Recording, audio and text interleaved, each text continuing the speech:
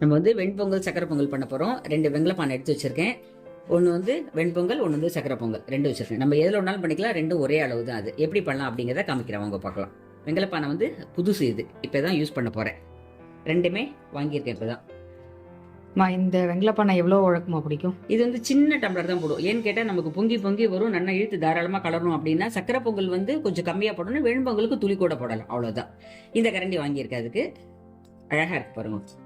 லாவண்யா சன்னியா மாதிரியே இருக்கு ரெண்டும். லாவண்யா சன்னியா ட்வின்ஸு, இதுவும் ட்வின்ஸு ரெண்டும். குழந்தைகளுக்காக இது வாங்கியிருக்கேன். இதை இப்போ வந்து நம்ம வெங்கல பானைக்கு சந்தன குங்குமம் விட்டுக்கலாம்.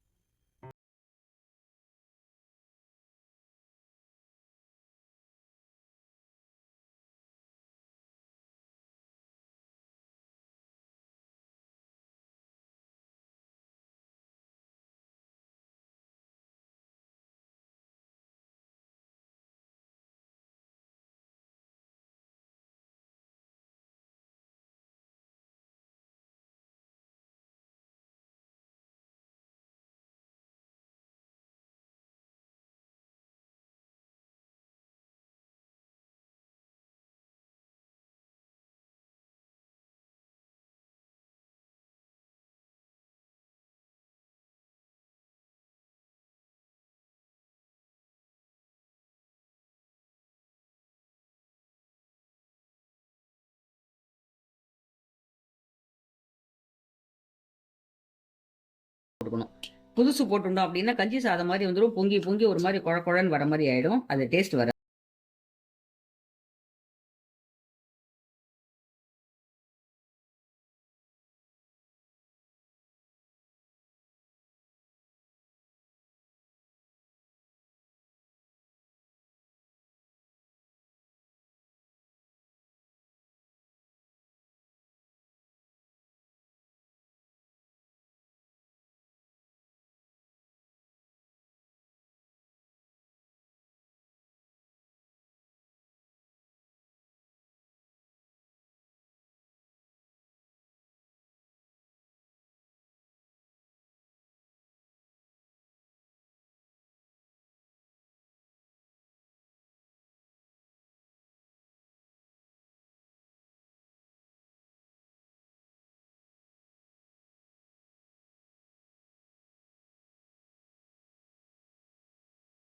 அந்த மாதிரி வறுக்கணுங்கிறது கிடையாது, கொஞ்சம் லைட்டா வறுத்தா போறோம். அப்பதான் வாசனையா இருக்கும், டேஸ்டாவும் இருக்கும், சீக்கிரமும் வேகும். அதுல நம்ம குக்கர்ல வச்சுட்டோம் அப்படின்னாக்கா வறுக்கணுங்கிறது கிடையாது, அப்படியே வச்சுடலாம்.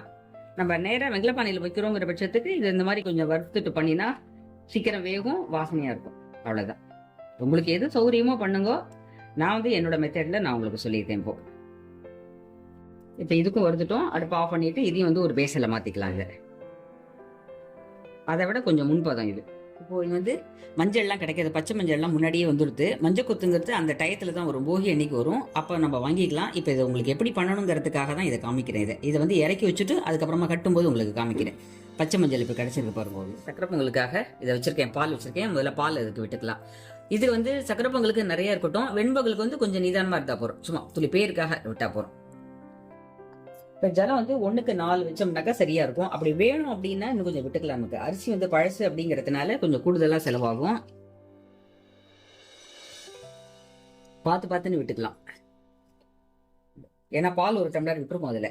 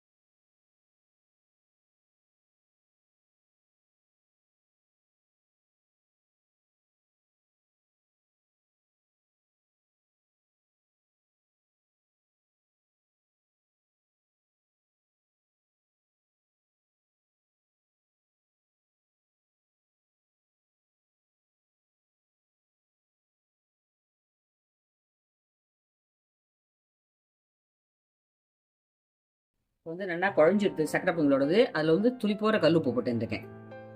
கல்லுப்பு போட்டால் மட்டும்தான் நமக்கு வந்து அதில் எடுத்து காட்டும், ஸ்வீட்டோடதை எடுத்து காட்டும். ரொம்ப போடணுங்கிறது கிடையாது, கொஞ்சமாக போட்டால் போதும்.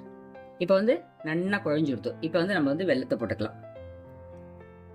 எந்த டம்ளரால் அரிசி போட்டுமோ அதால் 2 டம்ளர் இந்த மாதிரி வெல்லம் சீவி வச்சிருக்கேன். இது நல்ல ஸ்வீட்டாக இருக்கிற வெல்லம் தான் இது. இதால் 2 டம்ளர் போட்டுக்கலாம். வெல்லம் வந்து உங்களுக்கு எவ்வளோ வேணுமோ நீங்கள் அதை பார்த்துன்னு போட்டுக்கலாம். கம்மியாக வேணாலும் கம்மியாக பண்ணிக்கோங்க. ஆனால் இந்த வெல்லம் போட்டாக்க வந்து நமக்கு கரெக்டாக இருக்கும். வெல்லம், ஸ்வீட்டு, உப்பு, காரங்கள்லாம் நமக்கு வந்து அவ்வளவா சௌரியத்தை பொறுத்து தான் இருக்காது.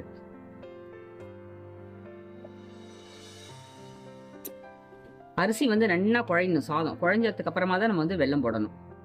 இன்னொரு டம்ளர் எடுக்கிறேன். இப்போ 2ஆவது டம்ளரும் போட்டுக்கலாம். இதில்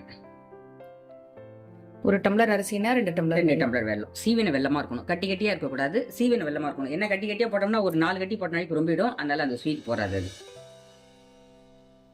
இப்போ நல்லா அடிக்கு நுணுக்குமா இழுத்து நல்லா கலரணும்.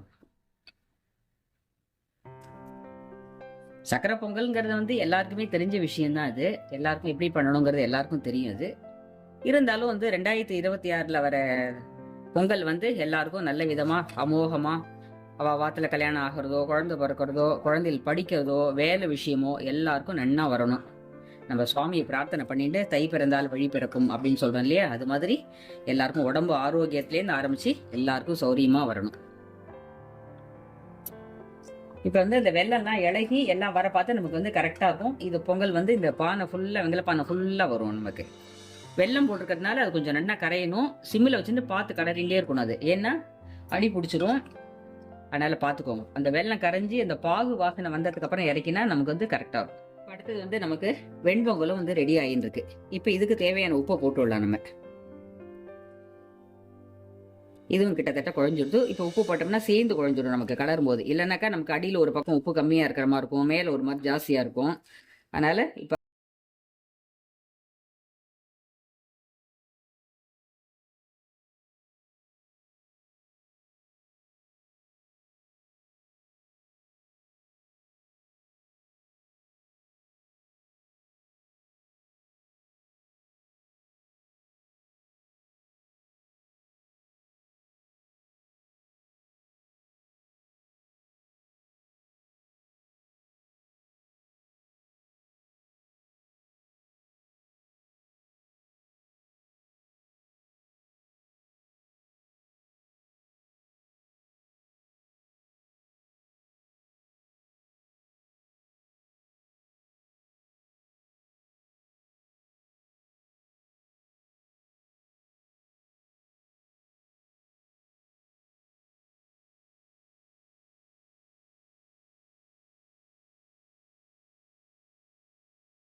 ஆஃப் பண்ணிடலாம்.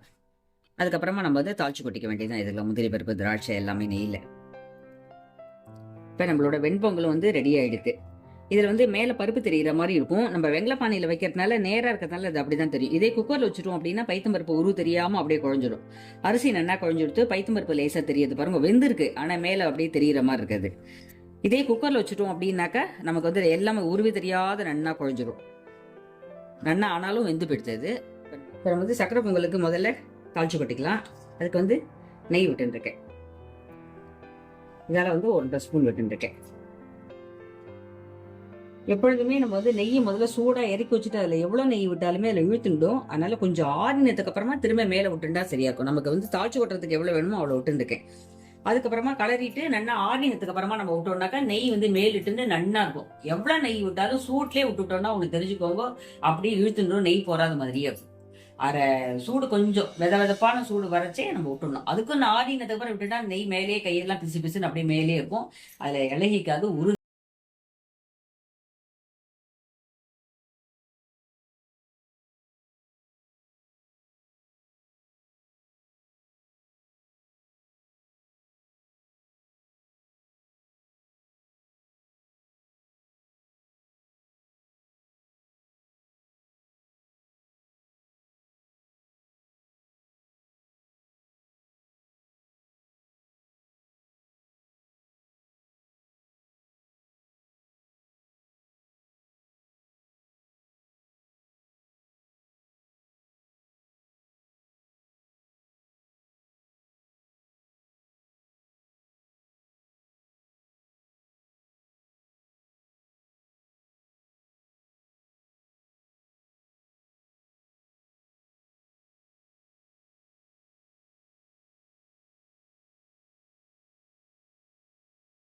நெய்யுமே விட்டுனாலுமே எந்த பொங்கலா இருந்தாலுமே அதே மாதிரி தான், கொஞ்சம் ஆறின விட்டு விட்டுக்கோங்க.